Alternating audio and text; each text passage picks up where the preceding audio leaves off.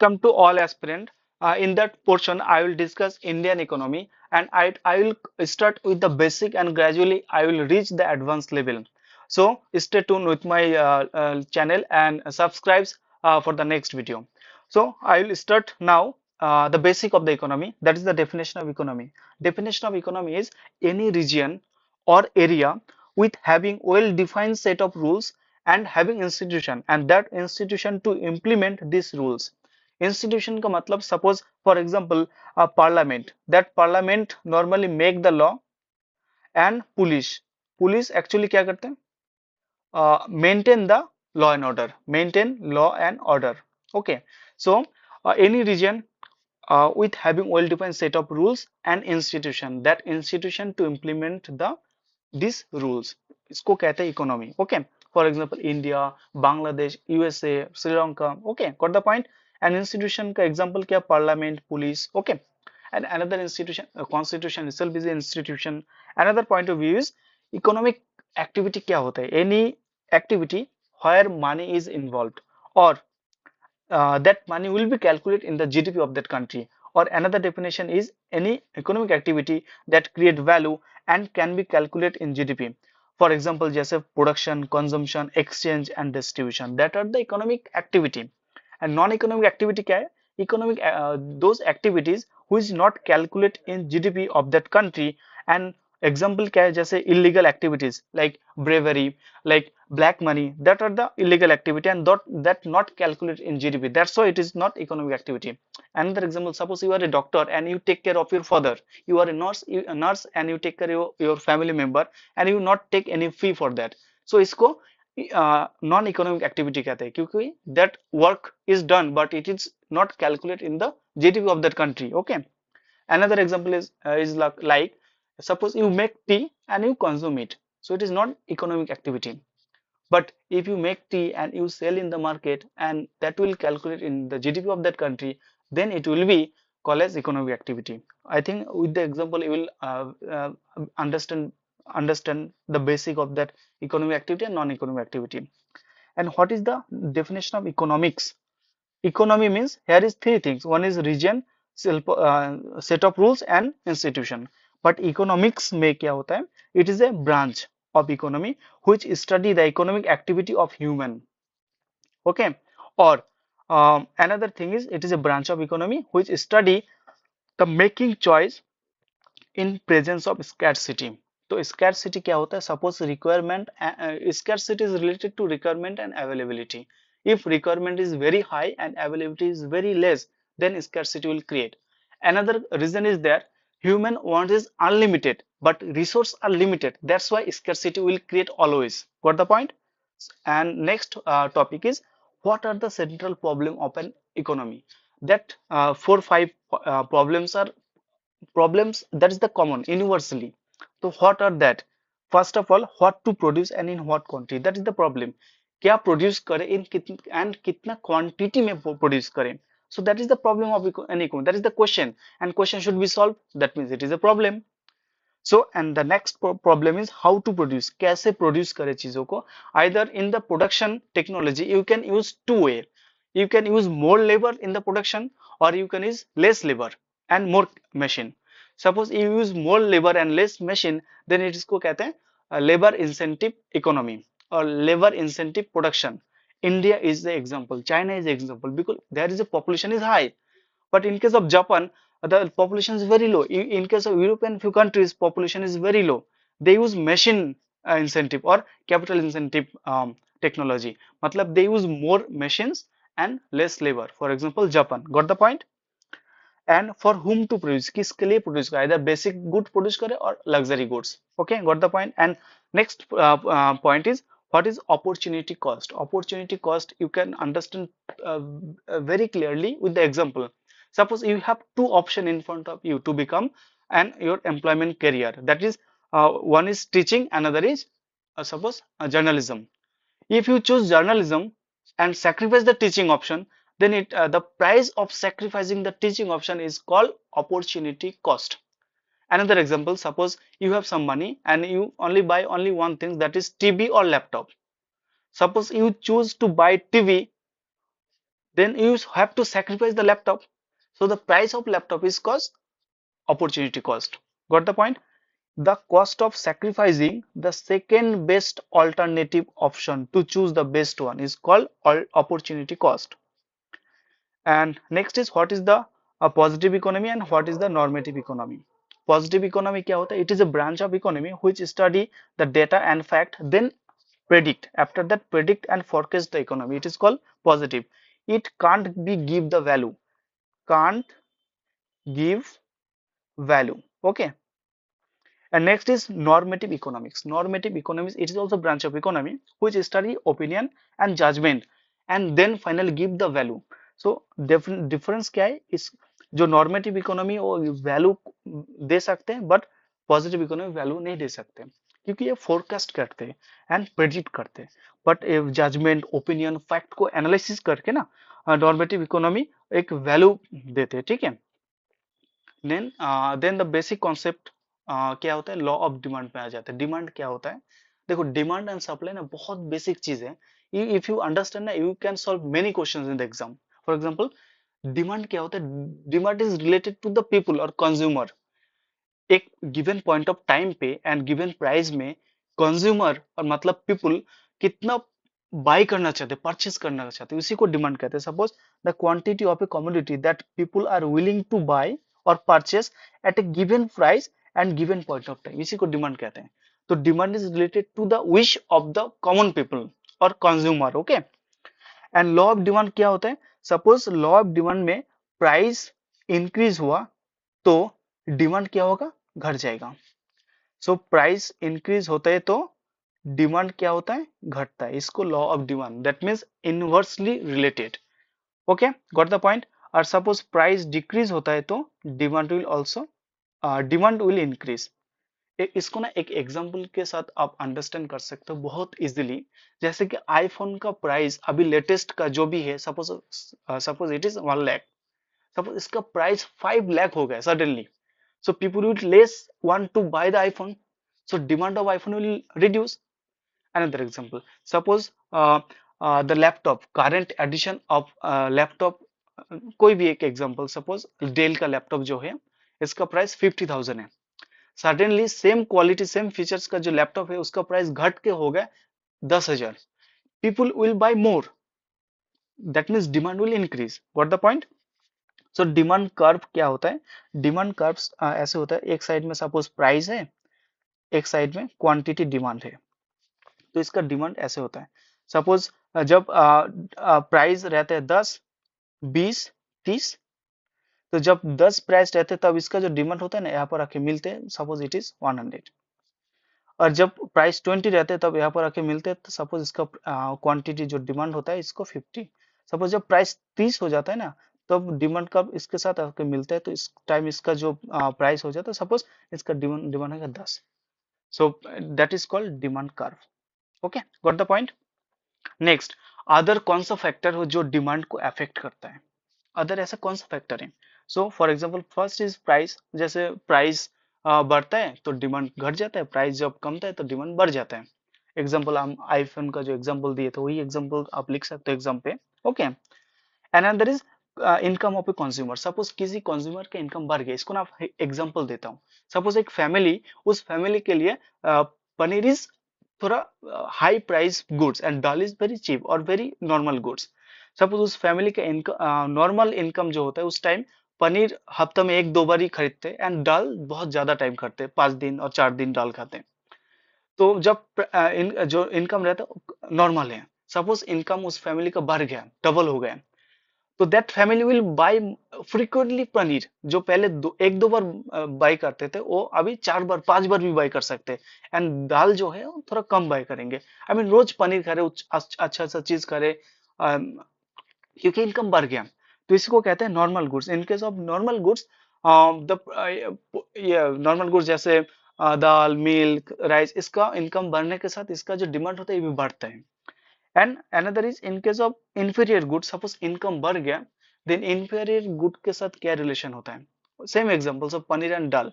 तो जब normal income था तब पनीर सपोज 2 टाइम खरीदते वीक एक हफ्ता में एंड इन दाल जो लेते थे सपोज 5 डे। तो जब नॉर्मल इनकम सपोज इनकम घट गया तो that family can not afford to two time paneer per week, then that family also probably month में एक बार पनीर लेके आए, 15 दिन में पनीर एक बार खाए। तो जो paneer here is in superior good but dal here is inferior good, then in that family they will purchase more dal regularly, they eat dal 15 days regularly. So in case of inferior good याद रखिएगा, जब inferior good के बारे में बात होता है तो इनकम जब बढ़ जाते हैं तो inferior good जो डिमांड वो कम होता है। क्यों? देखो जब इनकम बढ़ते हैं तो पनीर का डिमांड बढ़ रहा है, मैं एग्जांपल को यहाँ पर रिलेट करना चाहता हूँ। एंड जब इनकम घट जाते हैं the that family will buy more dal. I think you got the point. If you don't understand what is the inferior good and the relation of demand and income, please let me know in the comment. I will discuss in the next lecture again if you not understand. Next point, price of relative it is related नहीं relative TIV relative commodities। Relative commodities का price के साथ क्या relation रहता है, इसका example लीजिए। Suppose you you can drink Pepsi और Coke and both the case you are satisfied. Suppose suddenly Pepsi का प्राइस जो है वो बढ़ गया, then you will not buy Pepsi, क्योंकि आप कोक से भी आप सेटिस्फाइड हो, then you will more buy Coke. Got the point. Suppose Pepsi का प्राइस बढ़ गया एंड देन कोक का डिमांड सडनली बढ़ जाएगा, तो इसको कहते हैं substitute good. Next is price of complementary good. Complementary goods वो होता है जो दोनों चीज मिला के थर्ड आइटम बनता है। तो इसमें suppose sugar and T example लिया, शुगर एंड टी मिला के जो टी बना वो मार्केट में बेचेंगे। सपोज शुगर का प्राइस ना बढ़ गया, देन ओवरऑल द टी का प्राइस भी बढ़ जाएगा। इफ जब टी का प्राइस बढ़ जाएगा people will less buy tea, less demand tea. So price of complementary good के साथ रिलेशन क्या है, इनवर्स रिलेशन है। सपोज शुगर का प्राइस बढ़ गया, टी का डिमांड कम हो गया, तो दैट इज इनवर्स रिलेशन। क्यों टी का डिमांड कम है, क्योंकि टी प्रोडक्शन में भी प्रोडक्शन कॉस्ट बढ़ गया, तो ओवरऑल प्रोडक्शन कॉस्ट जब बढ़ जाते हैं तब टी का डिमांड भी घट जाता है। Got the point. And another thing is taste and preferences. Taste and preference, it is no matter if the taste and preferences changes and consumer like it. After that, a price increase भी होगा ना, the demand of that commodity will increase. For example, जब black and white TV था, जब colour TV आया, colour TV का price बहुत high था, still people are more willing to people are more willing to buy the colour TV, because इसका जो satisfaction, इसका जो चेंज हुआ, दैट इज पीपल्स और कंज्यूमर लाइक इट। सो इसको कहते हैं the taste and preference also impact the demand. Okay, got the point. Next, law of supply. Supply क्या होता है, देखो first of all you have to know the definition of supply. Definition क्या होता है, देखो जब डिमांड था that is the will of purchase by the people और by the consumer, but supply क्या होता है, that is at a given point of time at a given price the producer is willing to supply और sell the product in the market, इसको कहते हैं supply. quantity of commodity that producers are willing to sell at a given price and a given point of time, that's called supply। तो supply का जो law क्या होता है, तो जब प्राइस इंक्रीज होगा ना, then owner of the company will want to more supply in the market, ताकि ज्यादा सेल हो और प्रॉफिट मार्जिन, प्रॉफिट भी ज्यादा हो। सो इसके that means it is the direct relation, direct relation, that means price proportional to supply. Price increase हुआ मतलब supply also increase, price decrease हुआ मतलब सप्लाई ऑल्सो डिक्रीज। क्यों? क्योंकि ओनर जो है ना, जब प्राइस बढ़ जाता है ओनर चाहते ज्यादातर चीज सेल हो जाए ताकि अभी प्राइस ज्यादा है, तो owner will more supply in the market, इसी से वाइस वर्सा ऑल्सो। तो सप्लाई कर्व कैसा होता है, suppose that is quantity supply and that is the price. तो सप्लाई कर्व रहता है मिडिल से ऐसे ऊपर जाएगा। फॉर एग्जांपल यहाँ पर supply suppose 10, supply suppose 50, supply suppose 100। यहाँ पर जो प्राइस है सपोज 10 15 20। तो देखो जब 20 प्राइस रहेगा तब इसका जो सप्लाई देखो ज्यादा हो गया, it is suppose 90। Okay, got the point. और जब सपोज 15 रहेगा, माने प्राइस जब 15 होगा मतलब घट गया, तो supply will be relatively less. जब प्राइस 10 होगा then supply also very less. तो that is the relation, got the point. क्योंकि जब प्राइस बहुत ज्यादा है तो owner will want to more supply in the market ताकि ज्यादा प्रॉफिट हो जाए। देखो supply it is nearly 90, got the point. Next, जो अदर्स कौन सा फैक्टर्स है जो सप्लाई को इम्पैक्ट करते हैं। फॉर एग्जांपल टेक्नोलॉजी, सपोज किसी भी रीजन टेक्नोलॉजी इंप्रूव हो गया, that means it now less time consuming and more production, so supply will increase in the market. Improvement in technology leads to increase in supply. Another is price of raw materials. सब raw materials का price बढ़ गया, that means production cost बढ़ गया।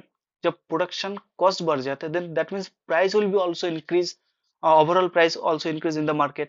जब price increase हो जाता है तब people will less demand, जब people less demand करते हैं तो supply will decrease, got the point। so that is the price of raw material के साथ relation। and impact of tax, impact of tax is also the same type। जैसे tax increase हुआ मतलब overall cost production बढ़ गया product का। जब cost production increase हो जाता है then the price of that commodity increase. जब price of that commodity increase then the people will less demand, that means जब डिमांड कम हो जाता है सप्लाई ऑटोमेटिक घट जाता है। सो इम्पैक्ट ऑफ टैक्स क्या होता है, सपोज टैक्स इंक्रीज हुआ तो supply also decrease, got the point. Next, price of other good, others जो गुड उसका प्राइस के ऊपर क्या रिलेशन है। सपोज एक कंपनी है, that company produce butter and चीज, बोथ बटर एंड चीज। इफ प्राइस ऑफ चीज increased and demand also more or less remain same or increase, then that company is willing to more production of butter and जो चीज का जो supply है ना production वो कम हो कर देंगे एंड ज्यादातर ज्यादा बटर प्रोड्यूस करके मार्केट में सप्लाई करेंगे। तो इसीलिए इस अदर फैक्टर के साथ रिलेशन क्या है, सपोज बटर का प्राइस बढ़ गया एंड मार्केट में इसका डिमांड भी ठीक है, then the producer will I mean produce more and supply more, got the point. What is equilibrium, then supply and demand जब हो जाएगा तब another concept is equilibrium. Equilibrium क्या होता है, that is the point of time and in that point of time एक price आता है जिसमें क्या होता है supply and demand remain stable. एक इसको ना एक कर्व आई मीन एक ग्राफ के साथ आप बहुत अच्छा से समझ पाओगे। Suppose that is the curve, तो इसमें जो डिमांड है suppose that is the demand curve and that is the supply curve, SS and DD, and that is the price and it is the quantity supply and quantity demand, that's curve is quantity supply and quantity demand। suppose in that point एक point A है, I take that point and I take that point, so इसमें suppose 10 रुपी price है, इसमें suppose 20 और इसमें suppose 40। जब 10 रुपी price रहते हैं उस टाइम पे इसका जो डिमांड है सप्लाई है, इस पॉइंट में सप्लाई है और इसका जो डिमांड है इसको डिमांड जो बढ़ के इस पॉइंट में आके जो डिमांड है इसका डिमांड देखो डिमांड कितना हाई है क्योंकि प्राइस बहुत कम है लेकिन सप्लाई भी कम है क्योंकि यहाँ पर आके पॉइंट होता है। And suppose same case suppose हम 40 लेते हैं, 40 लिया तो इन दैट केस 40 में डिमांड कितना देखो कितना कम है, यहाँ पर आके डिमांड यहाँ पर आके मिल रहा है तो 40 में डिमांड बहुत कम है लेकिन सप्लाई कर्व के साथ कहाँ मिल रहा है 40 में देखो यहाँ पर आके सप्लाई में देखो ऐसे मिल रहा है इस एरिया में। ओके, तो इसको डिमांड कर्व कहते हैं बट इस 40 में जो सप्लाई आता है ना तो सप्लाई आके इसके साथ मिल रहा है तो यहाँ पर देखो आके यहाँ पर आके that mean supply is very high but price is very high, that's why demand is very low. But इस जब ऐसे इकोनॉमी में होगा तब people will less bye and company कोई भी चीज ना स्टॉक और शॉप ओनर स्टॉक करके नहीं रखना चाहते क्योंकि खराब हो जाता है तो shop owner will reduce the price gradually. Gradually जब रिड्यूस करेगा ना सपोज यहाँ पर 30 में लेके आया तो इस टाइम पे देखो सप्लाई देखो कितना हो गया, गॉट द पॉइंट, बढ़ गया कम हो गया supply, from that point to reduce here, and demand देखो बढ़ गया। तो डिमांड का जो है ना इस पॉइंट में बढ़ गया। तो एक टाइम आएगा, सपोज दैट इज 20, इन 20 जो supply curve and demand curve will cross in that point, that is called E. So एक पॉइंट आएगा एक प्राइस के बाद जिसमें supply and demand that is stable, but in practical it is never happen. Sometimes demand will increase, sometimes demand will decrease. जैसे price बढ़ गया तो सप्लाई, डिमांड कम हो गया तो सप्लाई कम कर दिया, जब सप्लाई कम कर देगा तो फिर से ग्रेजुअली प्राइस विल डिक्रीज होकर फिर से इंक्रीज हो जाएगा। तो ऐसे इक्विलिब्रियम मेंटेन होता है इन द मार्केट। बट इक्विलिब्रियम जो स्टेबल कंडीशन, ऐसे कभी भी स्टेबल नहीं होता है ऑलवेज, क्योंकि that is always fluctuate in the market. Okay, you got the point, concept of equilibrium. Equilibrium एक पॉइंट होता है, एक प्राइस होता है, जिस प्राइस में, जिस पॉइंट में आके सप्लाई एंड डिमांड एक स्टेबिलिटी मेंटेन करते हैं, उस पॉइंट में उस प्राइस को कहते हैं equilibrium price. Got the point? Okay, thank you for watching and stay tuned for the next video, and please do subscribe. Thank you.